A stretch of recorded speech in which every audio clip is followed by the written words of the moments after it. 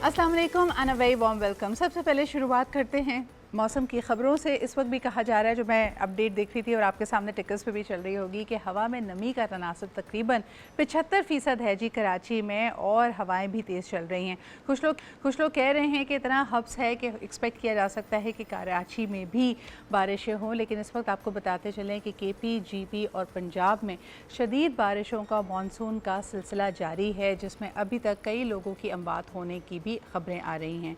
So again you have to be very careful अगर आप ख़ास तौर पे ट्रैवल कर रहे हैं। इस पर मज़ीद अपडेट्स हम आपको आगे वाले सेगमेंट्स में देंगे कि मेट डिपार्टमेंट क्या कह रहा है और बिलखुसूस क्या इस वीकेंड पे मज़ीद बारिशों के इम्कानात हैं। लेकिन आइए चलते हैं सबसे पहले हमारी ख़बर की तरफ। विचान एंड US टेंशंस, डिप्लोमेसी ऐसा लग रहा नहीं है कि इसका कोई सफारती हल निकाल पाएगी। चीज़ें और मज़ीद बिगड़ती हुई चली जा रही हैं, जबकि US ने थ्रेटन किया है कि वो एक दफ़ा फिर ईरान के इंफ्रास्ट्रक्चर बिलखुसूस उनके पुलों को और पावर सेक्टर्स वगैरह जो हैं उसको निशाना बनाएगा। इसके साथ साथ होर्मुज़ में भी जो स्ट्राइक्स हैं उसका सिलसिला जारी है।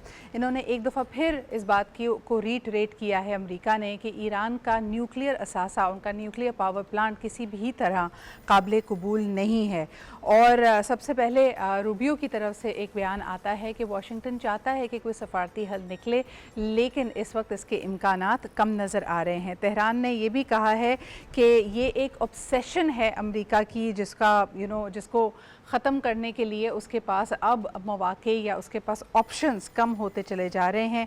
US एक दफ़ा फिर मल्टीपल टारगेट्स को निशाना बनाया है और ख़ास तौर पे न्यूक्लियर पावर प्लांट के करीब हमले किए हैं। आइए ज़रा इसके ऊपर मज़ीद मालूमात लेते हैं और समझते हैं कि क्या वाकई इसका कोई हो सकता है, या दुनिया एक और जंग, इसको तीसरी जंग अज़ीम भी कहा जा सकता है, उसके दहाने तक पहुंच चुकी है। हमारे साथ मौजूद हैं हामिद खान अल-मशरकी साहब। आप एनालिस्ट हैं, सीनियर जर्नलिस्ट हैं। बहुत बहुत शुक्रिया हामिद साहब आपकी मौजूदगी का।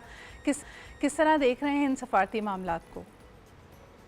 जी बिल्कुल सिद्रा, आपको याद होगा कि जब ये MOU साइन हो रहा था और उससे पहले बार बार सीज फायर को एक्सटेंड किया जा रहा था, तो हम यही कह रहे थे कि ये एक ऐसा आतिशफशां है जिसको अभी एक कोई भी चिंगारी जो है वो दोबारा से भड़का सकती है। और वही हुआ कि इसराइल और दूसरे स्पॉयलर्स की वजह से ये ऐसी जंग दोबारा शुरू हो गई है जो कि इंतहाई ख़तरनाक होती जा रही है। ख़ुसूसी तौर पर अगर आप देखें तो जिस अंदाज में बाबुल मंदब बंद करने की बात की जा रही है, जिस अंदाज में सऊदी ऑयल टैंकर्स पर भी होतीस की जानिब से अटैक हो रहे हैं, दूसरी जानिब जिस अंदाज में ट्रंप जो हैं वो ईरानी एटमी तनसीबात पर हमले की बात कर रहे हैं, जो कि इंतहाई ख़तरनाक है। और एक चीज़ जो पीट हेग्जिट ने अमेरिकन कांग्रेस में जब $67 अरब मजीद जंग के लिए लेने के लिए उनको पेश होना पड़ा, तो उन्होंने बड़ा खुले अल्फाज में कहा कि चीन और रूस जो हैं वो बड़ी ज़्यादा खुलकर मदद कर रहे हैं ईरान की, और ये बड़ा अलार्मिंग है। इस तरह अमेरिका का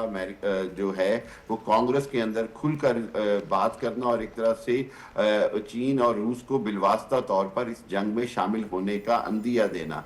मेरा ख्याल ये है कि बहरहाल back channel diplomacy, shuttle diplomacy की एफर्ट्स होनी चाहिए, होती रहेंगी, लेकिन वो तब तक कामयाब नहीं हो सकती जब तक प्रेसिडेंट ट्रंप, जो कि जिनका कोई रिलायबिलिटी नहीं है, वो ये ना समझ लें कि वो इस जंग को, पूरी दुनिया को एक ऐसी खतरनाक जंग की तरफ धकेल रहे हैं जिससे पूरी दुनिया की तबाही है, फाइनेंशियल, इकोनॉमिकल हामिद साहब, क्रैक। क्योंकि आपने मईशत का जिक्र किया तो सप्लाई चेन्स की तरफ एक दफ़ा फिर इस गुफ्तगू को लेके जाएंगे।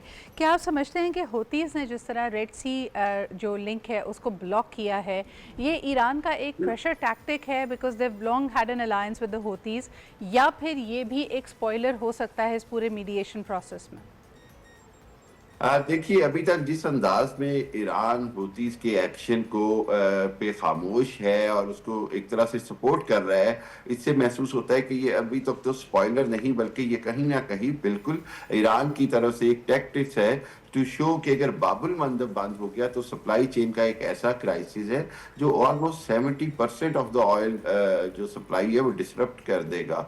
सो मैं ये समझता हूँ कि ये खतरनाक टैक्टिक्स है, ये एक ऐसी चाल है जिसके नतीजे में बहुत सारे मुसलमान ममालिक जो आज ईरान को सपोर्ट भी कर रहे हैं, उनके लिए आइंदा सपोर्ट करना ईरान को बहुत मुश्किल होता जाएगा।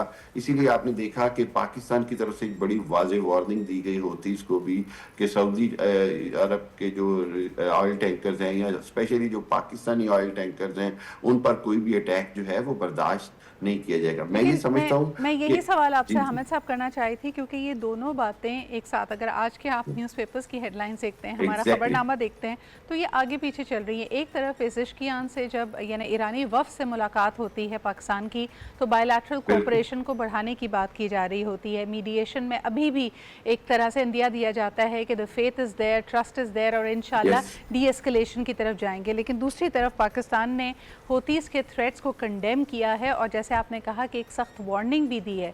So how will these two realities move forward in tandem, in parallel?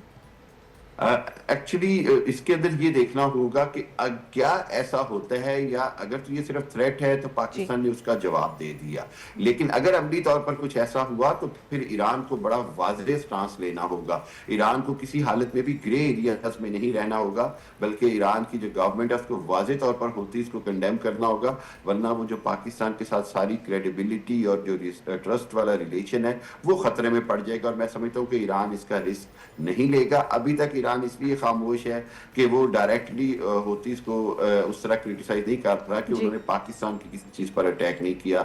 मेरा ख्याल ये है कि यहाँ पर मसूद पेज़ेशकियान और वो जो दूसरी जो मोतदिल क़यादत है वो किसी भी हालत में नहीं चाहती कि पासदाराने इनकलाब कहने पर ये कुछ। हामिद साहब, दो और बड़ी इकोनॉमिक रियलिटीज़ पे आपका कमेंट चाहूँगी। नंबर एक, पाकिस्तान में इस वक्त हम देख रहे हैं और बार बार हमारी क्लाइमेट वल्नरेबिलिटी पे बात की जाती है, लेकिन शदीद बारिशों से हमने देखा कि पंजाब भर में, केपी में, जीबी में इंफ्रास्ट्रक्चर को, मवासलाती निज़ाम को शदीद धचका पहुँचा है। अभी तक तकरीबन 37 लोगों की हलाकत की भी खबरें आ रही हैं। और दूसरी तरफ कल हमने देखा कि लंबी लंबी लाइनें लगी हुई थी कराची शहर में, क्योंकि एक दफ़ा फिर समझ नहीं आ रहा था कि पेट्रोल पंप्स के जो ओनर्स हैं वो स्ट्राइक पे जा रहे हैं या नहीं जा रहे हैं, क्योंकि पेट्रोल की कीमतों में एक दफ़ा फिर इजाफा कर दिया गया है। 6 रुपये 39 पैसा इसमें इजाफा कर दिया गया है। और दूसरा HSDs की अगर बात की जाए तो उसमें 7 रुपीज़ एंड 83 पैसा का इंक्रीमेंट आया है। लेकिन अभी तक ये देखने में आ रहा है कि पेट्रोल पंप्स इस बात पे डिवाइडेड हैं, कहीं पे ये पेट्रोल मिल रहा है, कहीं पे नहीं मिल रहा है, शहरी परेशान हैं। क्या एक्सपेक्ट किया जा सकता है? यानी फिर देखिए, अवाम तो ये सवाल हमसे करती है ना कि अगर पाकिस्तान का इतना एक वसूख वाला किरदार है इस पूरे मीडिएशन प्रोसेस में, but we are suffering perhaps more than some of the other countries, हमारे यहाँ पेट्रोल महंगे से महंगा होता चला जा रहा है, किस बायलैटरल कोऑपरेशन या किस मल्टीलैटरल कोऑपरेशन से इसका हल निकल पाएगा? जी डेफिनेटली सिद्रा, मेरे लिए भी ये एक बड़ा ही अहम सवाल बन गया है कि गवर्नमेंट जो है वो उसकी जो पेट्रोल की सप्लाई चेन के हवाले से, रेट के हवाले से अगर इस तरह की पॉलिसी है जिसमें वो आवाम को रोजाना की बुनियाद पर मारना चाहते हैं, तो ये आवाम का भी एक प्रेशर होगा, लिमिट है कि वो इतना कुछ बर्दाश्त कर सकें। मैं तो कल एक प्रोग्राम में था, मैंने बड़ी क्लियरली कहा कि शायद गवर्नमेंट को देखना होगा कि हमारे सराउंडिंग्स में अभी तक क्या हो चुका है। बांग्लादेश में पब्लिक उठी है, क्या हुआ है, नेपाल में उठी है, आज दिल्ली में जंतर मंतर पे जो काकरोच जनता पार्टी है उसका जो प्रोटेस्ट है, जो यंगस्टर्स का है, वो तमाम चीजें जो हैं वो गवर्नमेंट की नाअहलियों को चैलेंज करती हैं। और एक हद तक तो गरीब आदमी, जैसे आप बात कर रही हैं, बर्दाश्त करेगा। उसके बाद क्या होगा? मेरा ख्याल ये है कि गवर्नमेंट, बार बार हम बात करते थे कि जो इतनी ज्यादा हमने इस मीडिएशन से एक अपॉर्चुनिटी क्रिएट की है, इसको पाकिस्तान अपनी आवाम के फायदे के लिए कैसे कैपिटलाइज किया India is a classic example, जहां पे अगर हम 2025 से पहले देखें तो कहा जाता है कि इंडिया की बेहतरीन सफारती ताल्लुकात पूरी दुनिया में थे, बल्कि दिहाइयों की उनकी कोशिश रही कि पाकिस्तान को आइसोलेट किया जाए। लेकिन सक्सेस ऑन फॉरेन शोर्स वहाँ पे और इंटरनली जो उनके अपने इक़्तिसादी सूरत हाल थी उसमें शदीद फ़र्क था। अक्सर लोग ये बात करते थे कि इंडिया में हाईएस्ट नंबर ऑफ मिलियनेयर्स हर साल प्रोड्यूस हो रहे हैं, लाइक लोग जो है बेहतरी की तरफ जा रहे हैं, लेकिन भूल जाते थे उन करोड़ों आवाम को जो आज भी गुर्बत की लकीर के नीचे रहते हैं और जहाँ पे इक्वालिटी नहीं है। चलते चलते आखिरी कमेंट आपसे हामिद साहब, आप बताइए कि अभी तो बहुत शदीद प्रेशर बनाए रखा है मोदी सरकार पे, राहुल गांधी की भी कल हम देख रहे हैं कि गिरफ्तारी पेश आई। क्या आप मज़ीद प्रॉब्लम्स देख रहे हैं बीजेपी की हुकूमत के लिए? कोई रीशफल देख रहे हैं? लोग यहाँ तक इंडिकेशन या फोकस दे रहे हैं कि हो सकता है मोदी साहब को अपने वज़ीर आज़म के मनसब से हटना पड़े। आप कैसे देख रहे हैं?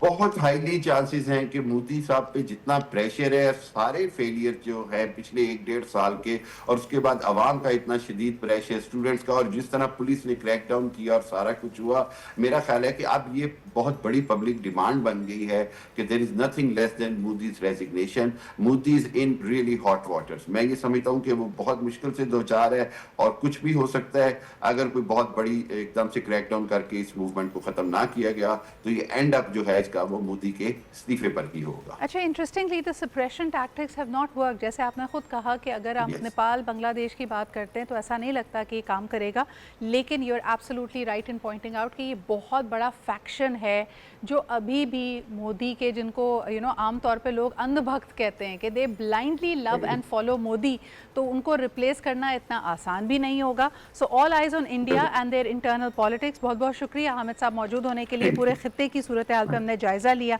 And you are absolutely right. First and foremost जो इंस्टीट्यूशंस और ऑर्गेनाइजेशंस होती हैं उनका पहला डिलीवरेबल अपने लोगों को मुतमईन करना है, उनके मसलों का हल निकालना है, जिसमें मुझे लगता है कि एक आम आदमी के मसले दुनिया भर में यूनिवर्सल हैं। वो एक्विटेबल इंक्लूसिव ग्रोथ जिसकी बात की जाती है वो सिर्फ एक सुनहरा ख्वाब है और कई लोगों की दस्तरस से आज भी दूर है। एक आम आदमी की ज़िंदगी में आज भी उसने पेट्रोल की लाइन में लगना है, पानी की लाइन में लगना है, बेकारी या नौकरी ना होने की तकलीफ़ को झेलना है। So let's hope that people find the answers for that. एक छोटा सा ब्रेक लेते हैं and we'll be right back.